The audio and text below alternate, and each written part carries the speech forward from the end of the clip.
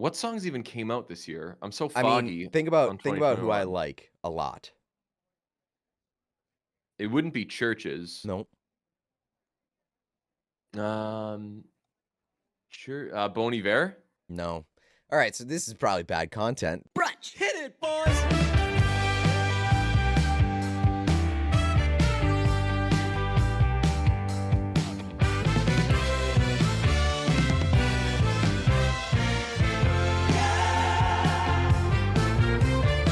Putting the episode out a little later this week. Just having a rough day. Pete is under the weather, and I am dying of a broken heart because the sweet, sweet, record-breaking, historical New England Revolution, we're a one and done. And it feels like, oh yeah, of course that happened. But honestly, I don't know enough about soccer or the Revolution. I don't know if this is what they do, but they had the best season in the history of Major League Soccer. Had about 3 years off because they were so good and they got a bye in addition to this long layoff they had. And they just lost their first game back. And watched it in the blistering cold. Had Jeff, had RL, had Nauko. It was an epic game.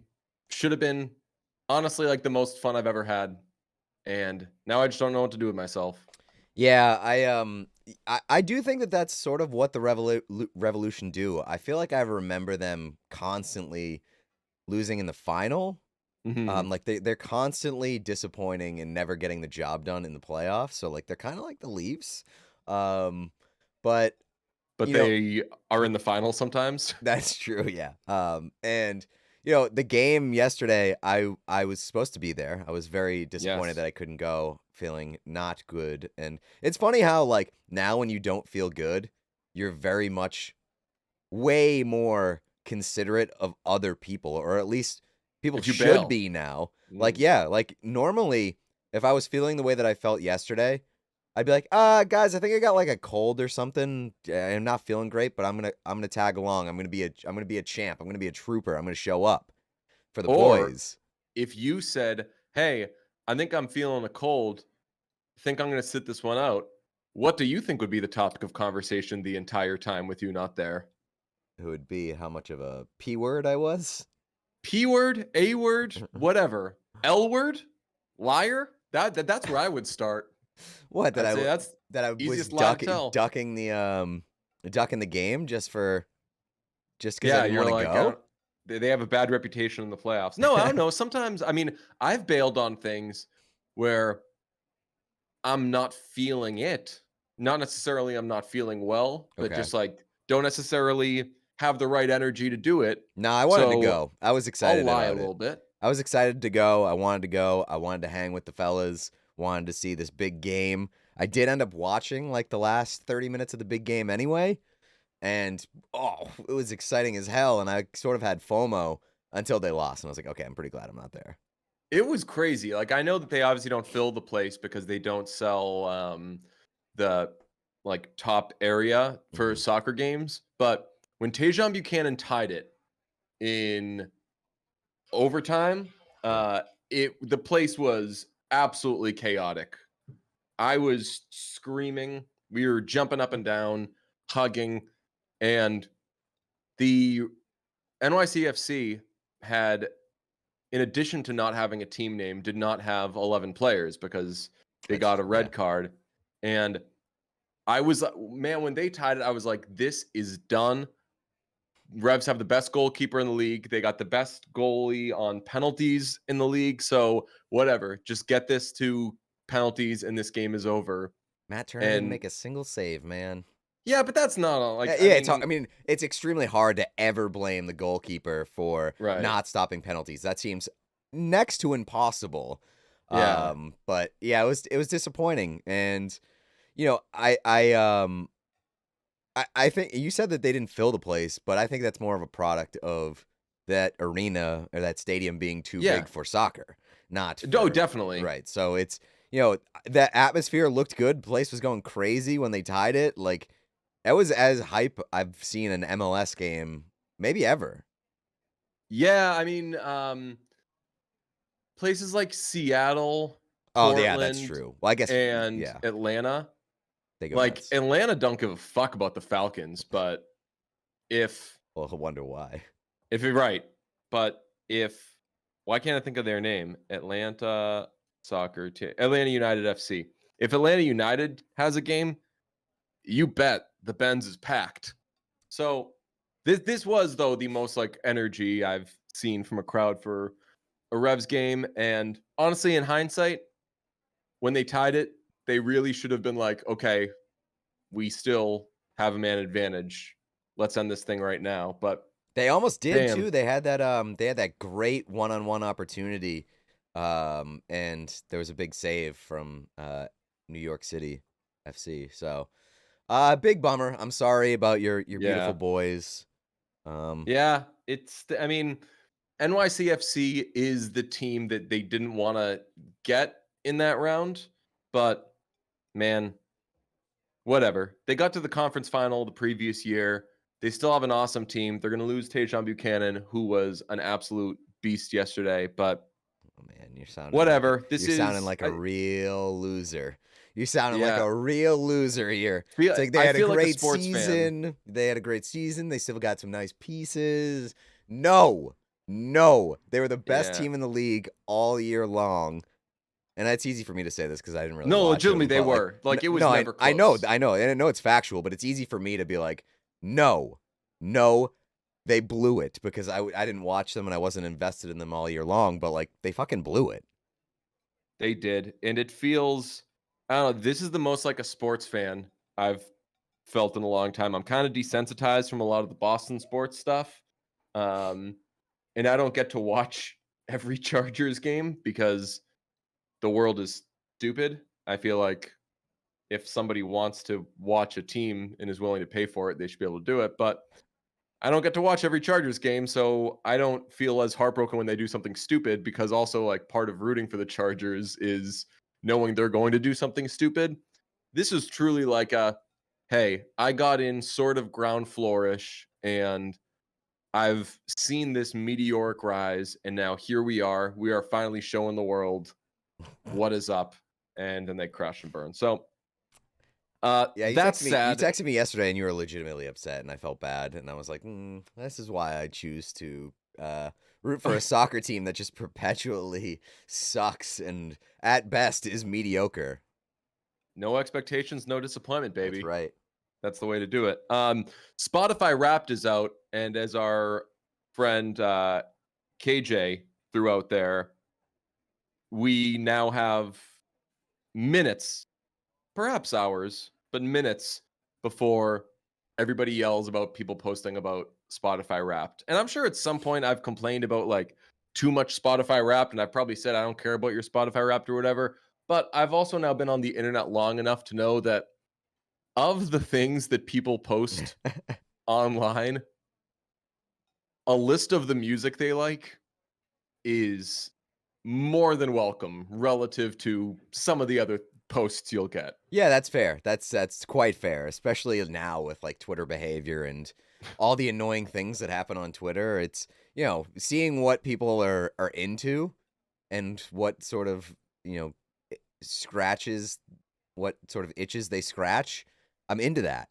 And being this is my first full year with Spotify Wrapped in Spotify. So, I'm happy to be participating lightly. I'm very cautious of being annoying with it. So, I'll be annoying on the podcast, not on Twitter.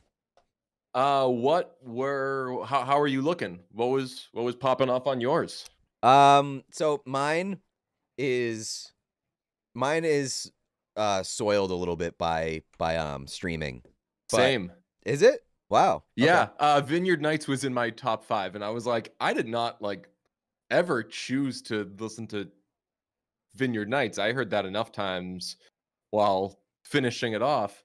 And then I was like, oh, like when I did a stream, if I did a stream like an NFL draft stream or something like that, Yeah, you the just only loop stuff I it. knew that wouldn't get DMCA'd was Vineyard Nights. So I just played I played all 3 of those songs. But I was like, how did that happen? That But is kind of hilarious that like your own shit ends up on the top of your Spotify Wrapped. That's just like for that excuse is very, very funny to me.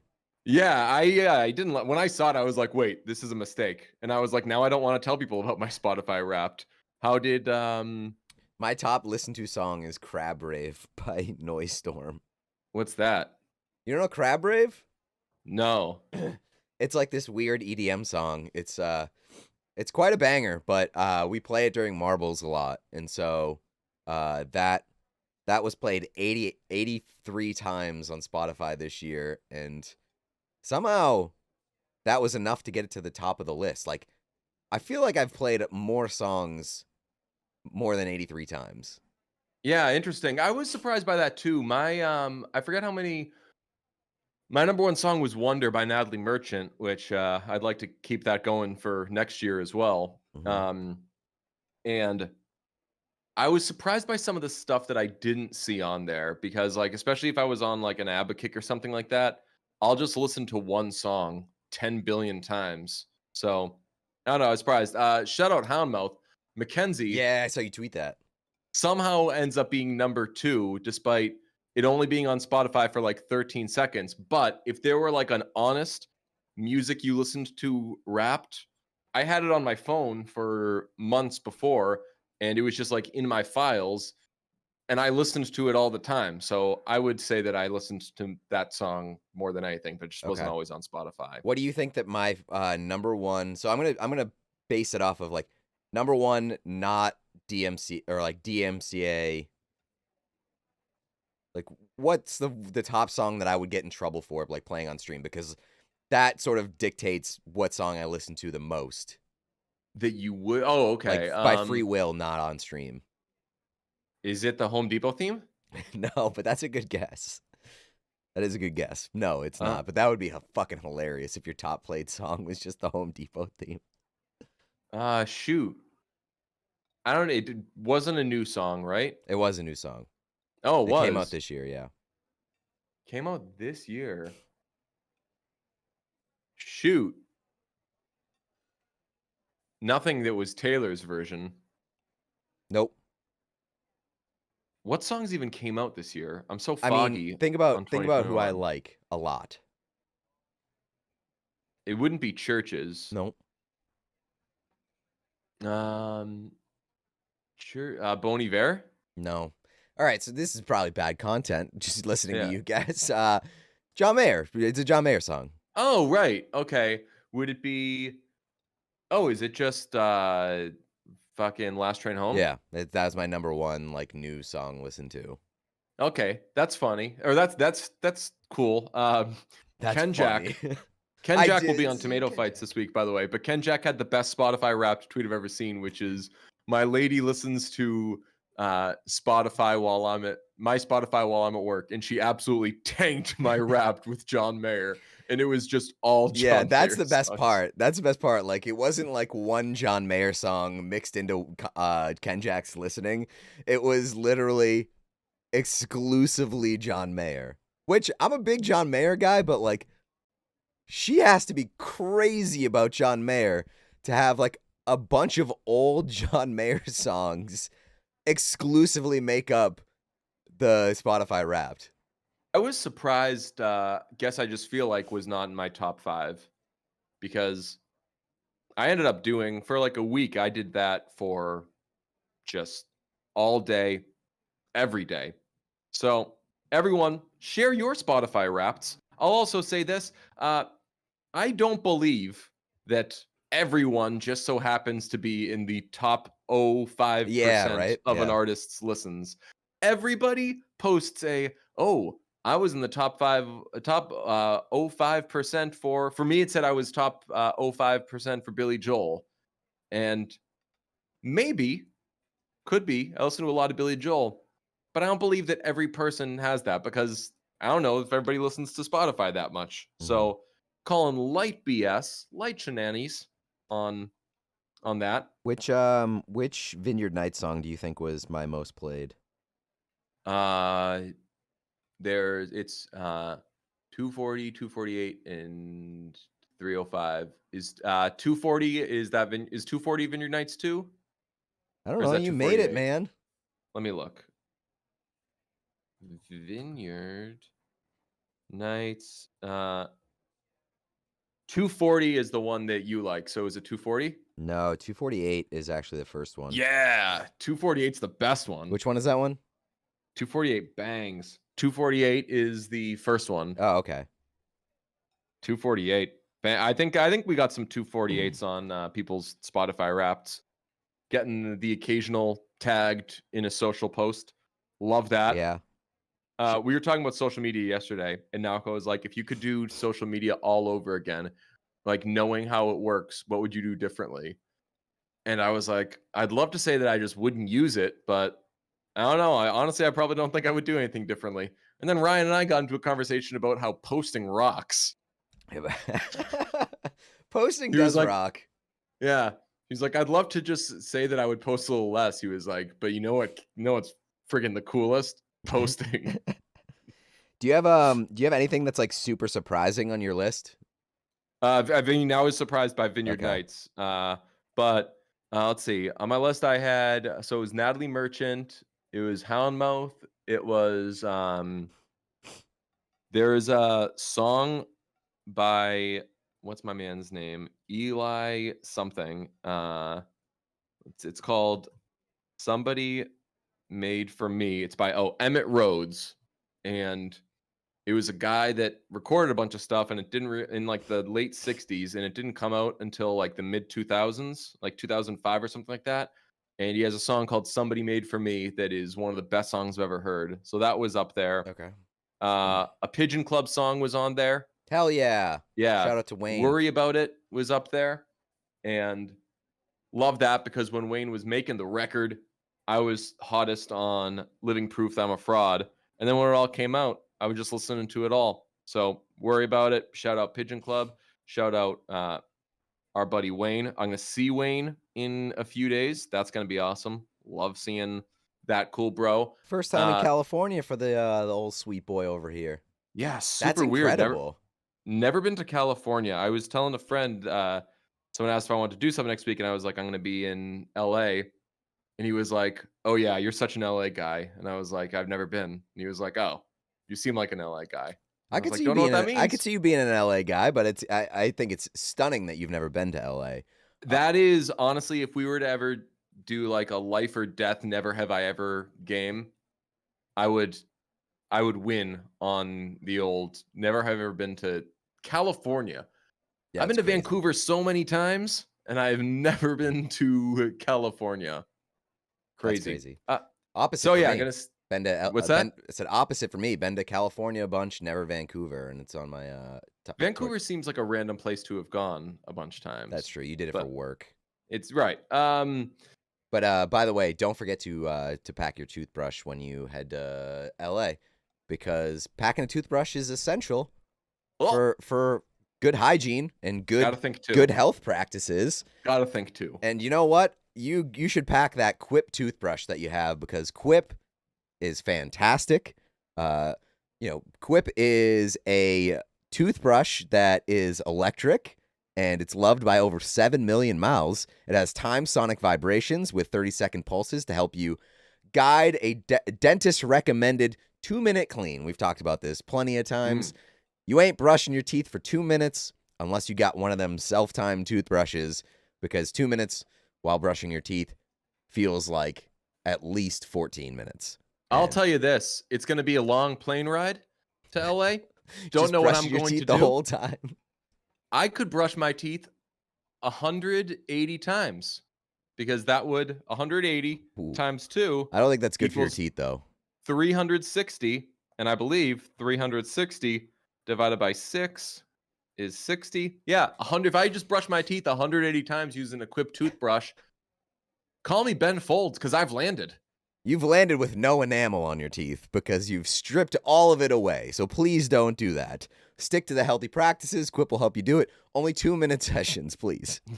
Couple times a day. Yeah. Quip is it comes with a lightweight and sleek design for adults and kids, with no wires or bulky chargers to weigh them down. It also comes with a multi-use travel cover that doubles as a mirror mount for less clutter. That'll be big for you. Reusable handles in a sleek range of metal hues, including all black and all pink. Also got some plastic colors in there. You can also get like rewards and stuff for sticking to your brushing regimen. So a lot of cool features for Quip. Go to getquip.com/brunch right now and you'll get your first refill free. That's your first refill free at getquip.com/brunch. Quip, the good habits company. The good habit that you could make is being a brunch Patreon subscriber, because we still do have the $300 tier available for only $5, and Ooh, that what is a just an deal. absolute steal. If you are on there at patreon.com/listen to brunch, you will get a new tomato fights this week because we've yet to record it, but we will have Ken Jack on to do our lowest rated matchup yet. And we dip into the 60s, but we just scrape the top. No inappropriate jokes. It is a 69. It is a Ooh. matchup of Dirty Dancing versus Hitch. And I had never seen either of those movies before. I have now seen them. I now have copious notes on them. I am very excited to determine which of these two films is better. Yeah, I've seen bits and pieces of Hitch. I don't know if I'd ever seen it start to finish.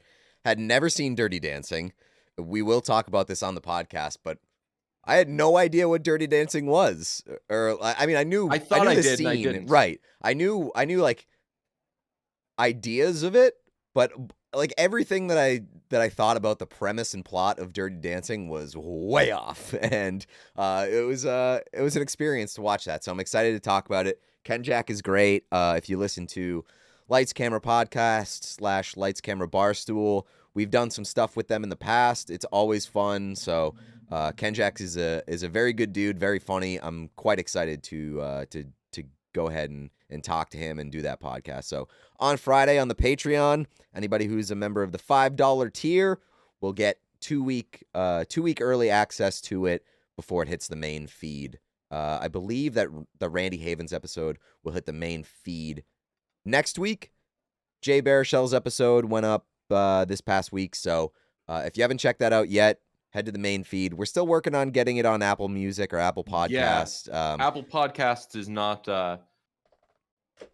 not making any friends over here. I'll tell you that. There's been a real hiccup in trying to just get this podcast on Apple Podcasts, and we're working on it. It is the biggest pain in my ass ever because I've now done multiple calls and things that just I honestly, it makes me want to quit podcasting forever to know that I will never have to do anything like this again. But we are working to get it on there.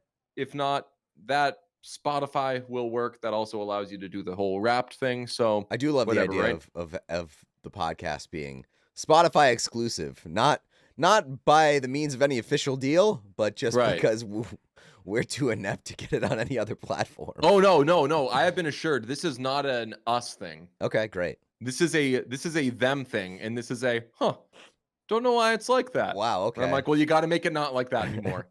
You got to make it not like that anymore. It'd be great to have Ken Jack on. Ken Jack, a Chargers fan, which That's I right. like, but also a big NYCFC fan. So Tough I time. might kick his ass. We'll see. He's going to be perfect for this matchup, though. I think that Ken Jack is great for a 60s discussion. He's Yeah. awesome for a 90s discussion, but he'll be excellent for this. So looking forward to that.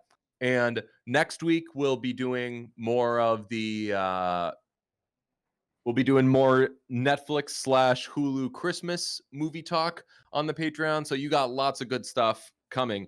Also, next week's main episode will be a full-on Licorice Pizza episode. We went to New York. We saw it. It seems a little too soon to do a big Licorice Pizza episode right now because we're really giving nobody any chance to have seen it. Mm-hmm. This way, if we do it next week, it can be more of like a, if you've seen it by now, awesome. If you're still a couple of weeks out from being able to see it, then this will make you look forward to it. So Yeah. next week, we'll go all the way in on Licorice Pizza and Will do a bunch of say, Heim stuff. and I think that anybody who follows you on Twitter knows, but like, and I think anybody that knows either one of us, there was very little chance that we weren't going to like this movie. But Love. it was awesome. I very, very much loved the movie, and I'm so happy that I can say that.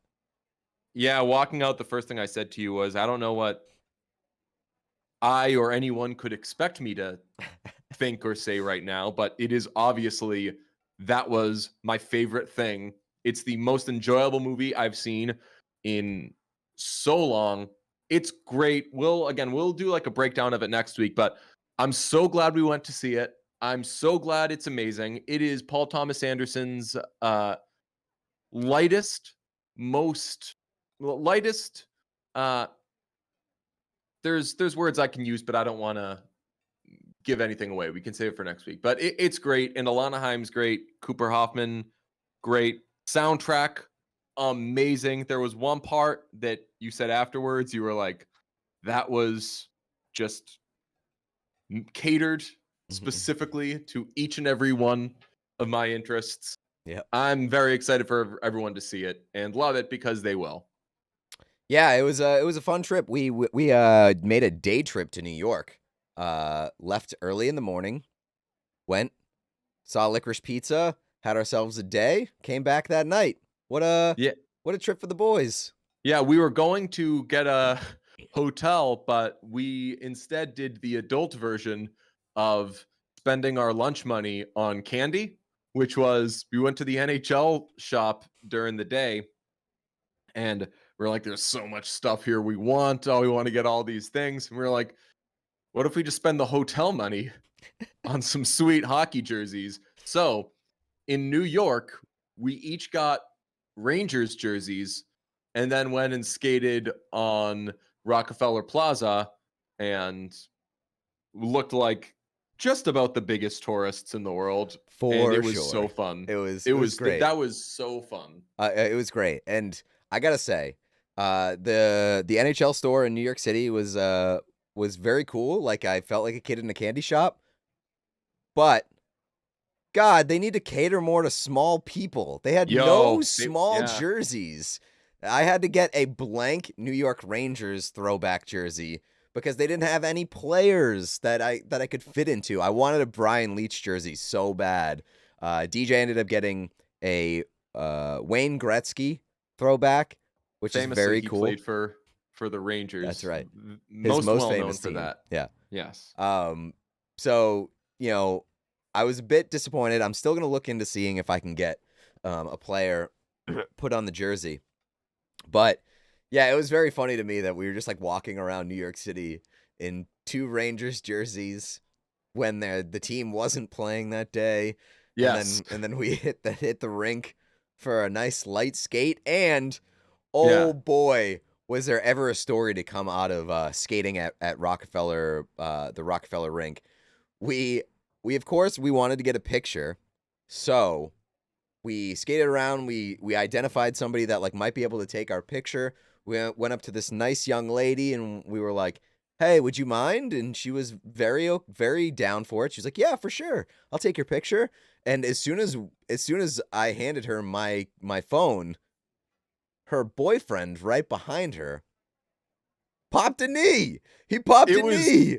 It was honestly simultaneous. It was like a perfect storm where as she turned to you and took her phone, like honestly, complete tie, because she wouldn't have started to turn if she didn't know he was hitting a knee, and he wouldn't have hit a knee if he thought that she was now tangled up with these 2 strapping men from Boston. And it was seriously a perfect storm of what the fuck do we do? Yeah. Because we could see her boyfriend on a knee behind her. She had your phone in her hand, so we couldn't say never mind and go away. And she turned around when you were like, I think that your boyfriend is trying to give something to I you or said say I something think to there's you. something over there. Oh, okay. And she turned around and I was obviously awkward. I was like, "Oh."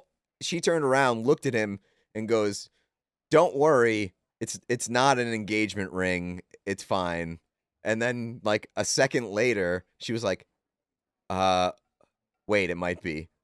It was so I don't weird. understand that was the most confusing part of it. Yeah, seriously, it's like It was your boyfriend certainly is context clues. It was I don't know if this guy over here was like pulling a lot of Jim Halperts where he would like be walking with her and then like tie his shoe as like a fake out proposal. But it seemed quite clear to everybody that this guy was on one knee in the middle of the skating rink, sort of a romantic place to do it, and she just wasn't buying it. I mean, earlier in the day, he had said, "Will you make me the happiest man in the world and get me a cup of coffee because that would energize me greatly." So maybe that's the type of stuff he was up to. But uh, so then when she turned around and ripped an engagement, She handed me my phone back first, by the way. that was That was very quite awkward. important. That was quite awkward. She gave me my phone back, and I No, just she needed to though. It would have been so weird oh yeah, if she then like was with her boyfriend and like hugging and yeah. kissing and everything, And I was like, and excuse me, can I have be my like, phone? excuse me, I'm roaming. She gave me my phone back, and I immediately took off. I just wanted to get the hell out of there. You, I think, also did that, but then Oh no. a few strides later, yeah, I think you were like a few strides into dipping out of there. You were like, wait, and this is Oh, credit to I, you. You were like, oh, we should snag pictures of them. This is a big moment for them. yeah, I did I just skated backwards, just pivoted a little bit, and then you're in perfect position to get a picture of them getting engaged. And I took two awesome ones, and I realized yesterday I only gave them one of them because there was one where he's on a knee proposing and she's got her hands over her face, and then there was another one though where they were hugging, and I was like, ah, shit, I had to. It ended up being like a whole airdrop thing. They were very nice. Didn't get their names, but they're now engaged and Forever good ingrained for in the them. brunch story.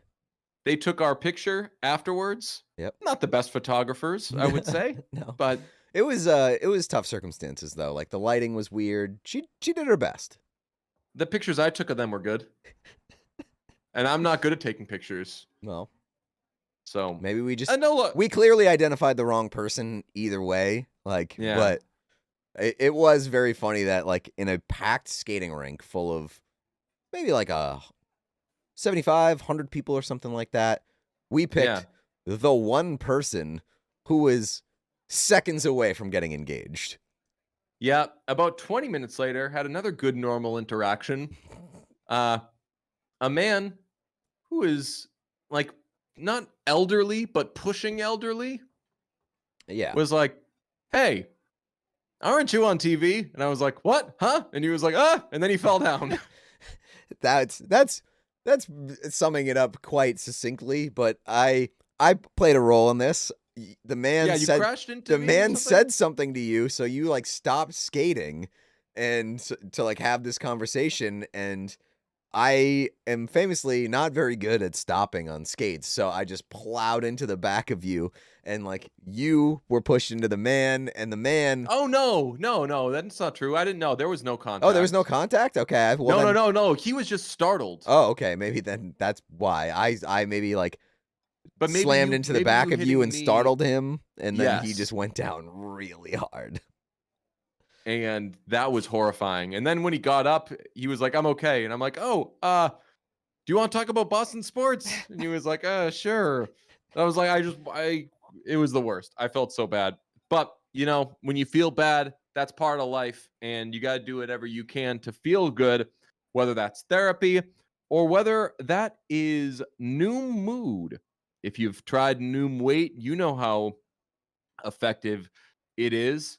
And Noom Mood is just as helpful in helping to manage the daily stress and anxious thoughts that run through all of our brains all the time. New Mood is here to guide you to mental wellness and gives you the tools you need to tackle stress so you'll feel empowered to take on whatever life throws at you. It can be stressful to tackle your stress. Just thinking about your stress brings along stress, just piles on top of itself. So having a useful resource like New Mood with a team of dedicated coaches to give you a support system helps you so much on your journey. You'll see big changes how you approach a stressful situation, how your own relationship with your moods, that's a big thing. And this is backed by science, lessons based in psychology based principles that teach you about your relationship with stress and anxiety. It's got a variety of tools and techniques to try out and discover. And best part, it's accessible and convenient. Only 10 minutes a day can do whenever or wherever you need to do. So be stronger than the stress. We know you are. It doesn't get to control you. Equip yourself with the knowledge and skills to steer yourself to happiness. Navigate the program at your own pace, and you're going to have a support of the coach along the way. With New Mood, taking care of your mental wellness is empowering. All you need is 10 minutes a day, and it's an app, so it's there for you anytime, anywhere. Worry less, feel happier. Sign up for your trial at noom.com/brunch. That's NOOM.com/brunch. Take care of your mentals, people. Yeah, big thing in New York. Our guy Sondy died. It wasn't good. Wasn't good days for us. We lost Sondy. We did lose Sondy. You hate Steven to see it. Sondheim, the great Steven Sondheim. That was our guy. Didn't really know his music or know that he was still alive, but that one kind of rocked us a little bit. So being in New York after Sondy died was on Broadway, basically. Sweet. We were like right on Broadway. And weirdly enough, the night before I had watched Tick Tick Boom, which is the new Andrew Garfield movie about the guy Jonathan Larson who wrote Rent. And Stephen Sondheim is in that movie, well, like portrayed in that movie, and plays like a fairly decent role in it. So that was weird timing. I don't know if I'd ever like thought about Stephen Sondheim before that, seeing that movie, and then he was just dead the next day. Quite sad. Interesting. I thought about Sondheim when Marriage Story came out and Adam Driver sang Being Alive, and it was awesome. And I was like, what's that song? Because it absolutely honks. And it's Being Alive from Company, which is a Sondy original. He wrote it all by himself. And I was like, damn, I should get into musical theater. Every friend I have that has lived in New York at any point gets into musical theater, and they see all these great plays. I'm going to be in New York in a couple of weeks. I was planning on going to see Company, but doesn't seem honestly, like that's probably going to happen anymore. There's still tickets available, but I got to figure out, like, because the tickets available don't seem like they're great seats, and I don't know. Broadway heads, let me know, like, how important seats are at a play. Like, is it a thing where there isn't a bad seat in the house? Because some of these seats look like they could be bad seats in the house, but losing Sondy was tough. Hey, Deej, you're going to LA. I know you're going to need to pack. You're going to need to bring some stuff. You're going to be there for a while. So let me go ahead and recommend my favorite brand of suitcases, because Away suitcases absolutely rock. I have one, and I use it whenever I travel, and I cannot recommend it enough. It's a great and functional suitcase that comes in a variety of sizes, has some very cool features. They've got some great colors, 360 spinner wheels, modern materials, compression pads so you can pack more than you'll ever use. And I know that you love this one. They come with like those laundry bags built in. Love that. That's the best part. So that you can separate your dirties from your cleans.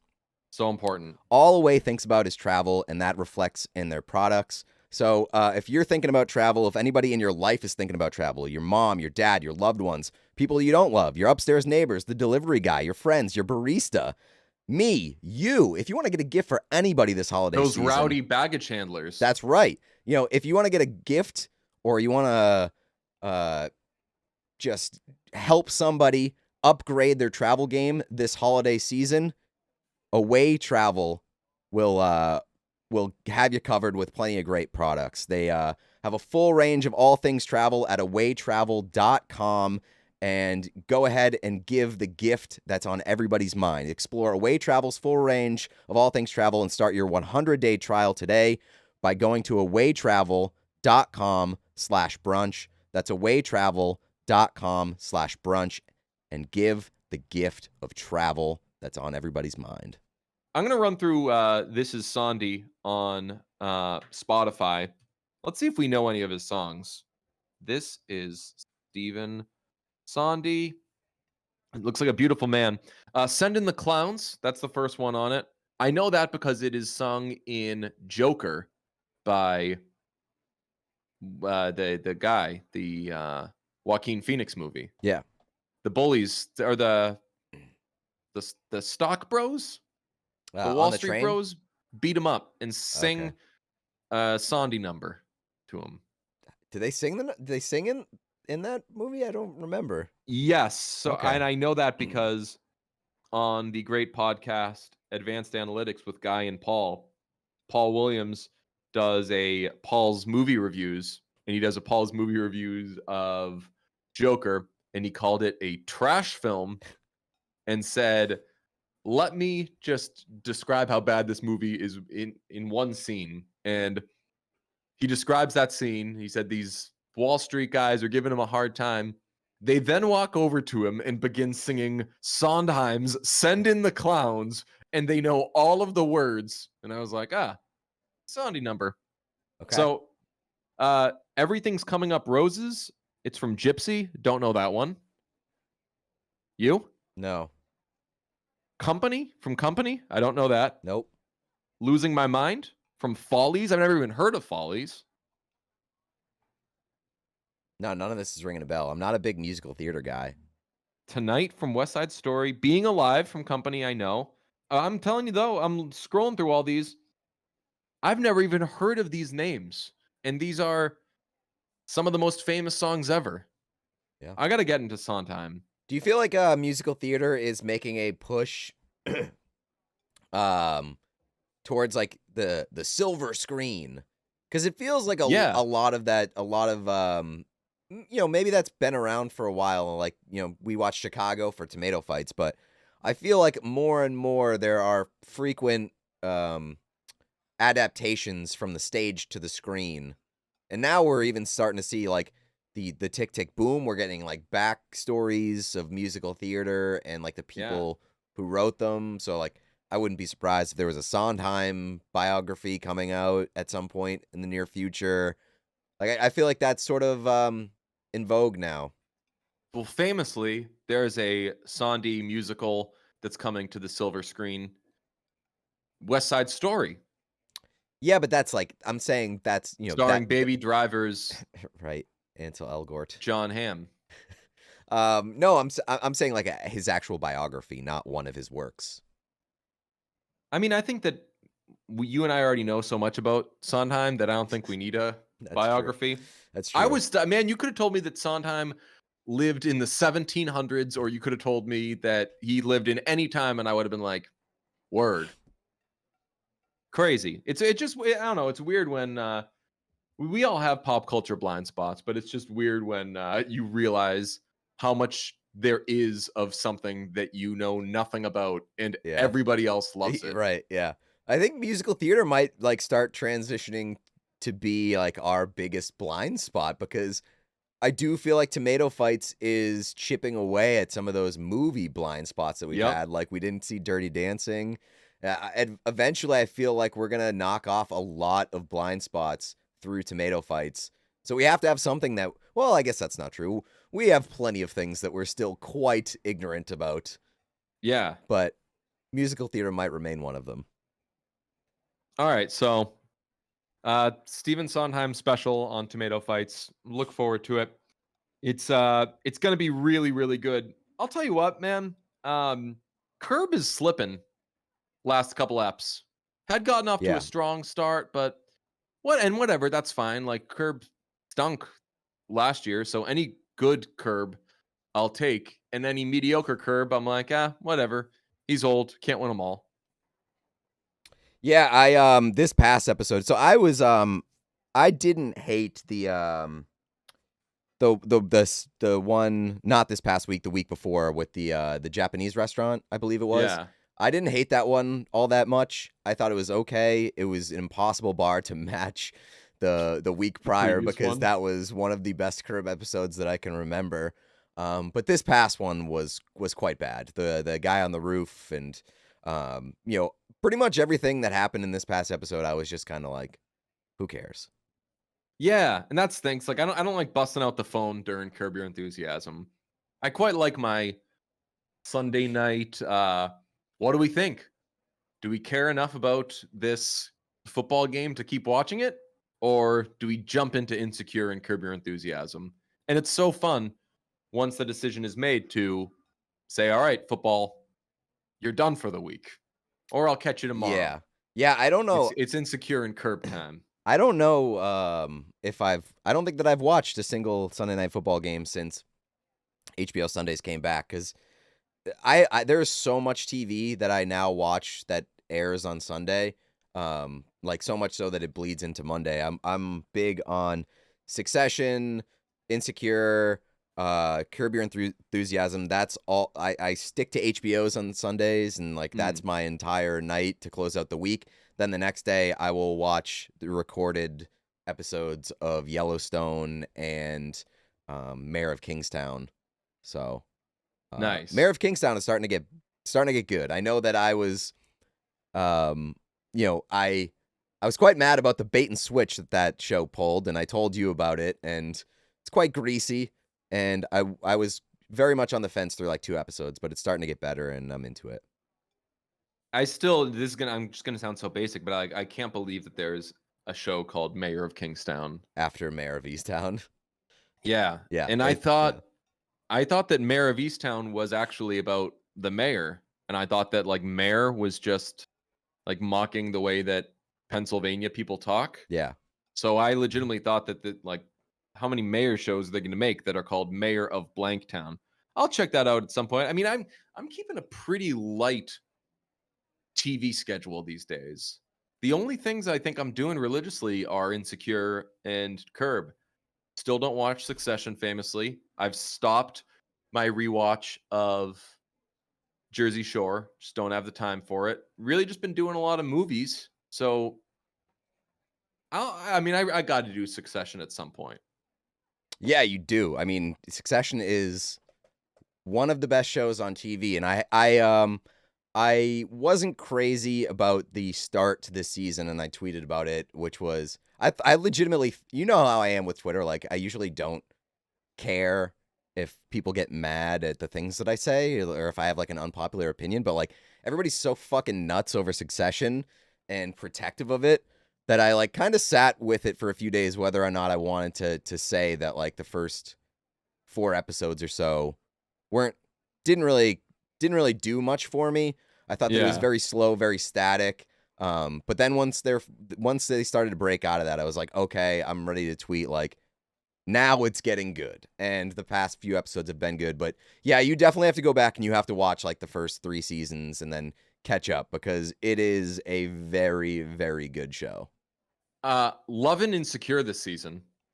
Yeah, same. Although Insecure is sneaky of the Parks and Rec cloth of like was there ever really a time that like you weren't super invested in it where you were like I don't really care about this story right now like maybe like the 7th or 8th Issa and Molly falling out got tiresome at some point, but Hmm. I don't ever really remember being like Insecure isn't this good this season during its run. Yeah, I definitely get like tired of certain storylines, but I don't think that it's ever been bad, and I think it's hard for a show like that to be bad, especially when you're already invested. Mhm. Like you're just interested in the characters, and they're never. I think that sometimes they go like overboard and they exaggerate like the characters, and that's what more annoys me than anything. But like the storylines are always interesting. The stuff's always relatable, and I'm invested in the characters. So I'm never like tuned out, and it's only 30 minutes, so it's Yeah. hard to like. It seems like those episodes fly by. You know which character is quite growing on me? This might be an unpopular opinion. Who? Like that Crenshaw fellow.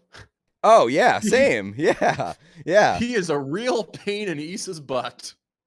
yeah. When she But he's comes like he's a real dude. yeah. When she comes with the brownies, she calls olive brownies is the peace offering. And he's basically like, yo, it seems like you're only here because you need something, and whatever, we're different people. Let's just go our own ways. And she she goes, I'm taking my brownies back. He just so a very Don Draper, I don't think about you at all. Just responds, then brownies wasn't hitting anyway. Yeah, right. Yeah.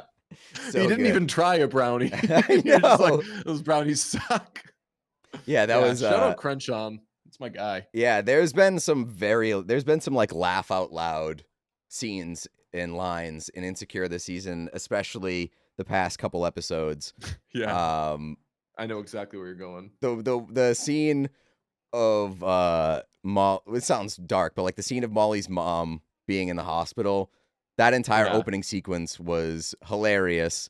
And then this past episode with Issa shooting the baby like a basketball was outstanding. Just so unexpected. Yeah, they do like the full like dream sequence type thing, but I love when those go a little too long because when those start, you're like, is this real? Is this not real? But then once it's going for like, I don't know, 60 seconds, you're like, well, it's a short show. They don't have enough time to be setting up like a long fake scene. Yeah. She goes over, they have a little awkward chit chat. She's the baby. They're like, you can hold him. she fuck them kids. Yeah. shoots them, So shoots good. the baby. Horrible. Yeah, though, I'm sad to see Insecure end because once it is over, like knowing that I don't watch a ton of TV anymore, I'm like, what are gonna be my shows? And that's not true. I do watch a ton of TV. I still watch sports and I do whatever nonsense stuff, but I don't have like a gotta watch this show once Insecure or Curb isn't on. And Better Call Saul, who knows what the hell's happening with that? It comes back every like 6 years. But so does Father John Misty, apparently. He's got something coming out, which needed that. Maybe it's gonna be like the rumors are like April or something, which is so far away, but he's at least teasing stuff. Yeah, I mean, I'm happy that he's alive and showing that he's alive. I am very excited because I believe that the you said the album is done. That's what all the scuttlebutt is. Okay, Yeah. so Album like done, ready to go. That's what, yeah. I wish that the tease was not so vague or mysterious. Like I have Yeah. no idea what that means or is. So I know that he canceled his show at the Philharmonic, Hmm. and so I'm just excited to see what he's got because the last few years have provided plenty of material for him to get into Yeah. his feelings about. Yeah. Shot a music video recently too. So maybe at some point there will be a single or something like that. But yeah, it's weird. I mean, he put out two awesome albums in back-to-back years and then uh wasn't around when the world was really going to shit. So eager to see what he has. I agree with you. You haven't watched Get Back, right? I have not yet. No. Man, I don't know how much like non Beatles heads will enjoy it, but I actually think they'll enjoy it. I think that this is going to be like the last dance where like even if you're not a big basketball fan, you watch it and like you learn all the main characters and the players and everything and you get swept up in all of the drama of it. It's fun. I gobbled that shit up. I watched it as quickly as I possibly could. Strongest recommend. Yeah, the I'm interested in it. I don't have much invested in the Beatles. I'm not a huge Beatles guy, but I do love behind the scenes stuff and, Mhm. from what I've heard, it's about as behind the scenes as like you can get. And Yes. and so I'm fascinated by that and I'm interested to check it out and maybe it'll get me into the Beatles, who knows. Yeah, I mean, you never know what gets somebody into. I was wondering how many people would get into the Beatles from this because Let It Be is the second to last album they recorded, but it's the last album that came out. And it is not their strongest work at all. It's got a lot of great songs. It's got The Long and Winding Road and Let It Be and I've Got a Feeling and Don't Let Me Down, but and other very good songs. But like it's as far as like the Beatles go, it's not like that like top tier super well done stuff. So I'm wondering if people will watch it and be like, wait, this is like the great brilliant Beatles. This is like a bunch of guys sitting around being mean to each other and like not really getting anything done. But But it's isn't that music and isn't that bands? Like that's a lot of the dynamic of bands, isn't it? oh yeah, there's so much jamming. Like 80% of it, I would say, is just them just like sitting around and jamming on old songs and dicking around, and it's great. You see George quit. You see Ringo and Paul like have a conversation about like what are we gonna do about Yoko. You see all this stuff and you hear all this stuff that you just never thought would ever be around. So strongest recommend. I hope people watch it and check that shit out.